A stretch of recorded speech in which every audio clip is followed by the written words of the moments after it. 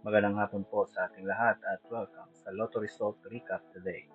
Ito na po ang mga resulta ng PCSO games na 3D Lotto at 2D Lotto ngayong 2 p.m. draw, April 5, 2025, araw po ng Sabado.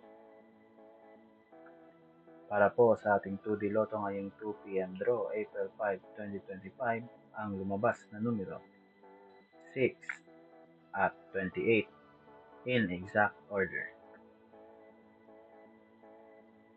Para naman po sa ating 3D Lotto ngayong 2 p.m. draw, April 5, 2025, ang mga lumabas na numero 4, 5, at 2 in exact order. Maraming salamat po sa inyong panonood at congratulations sa mga winners.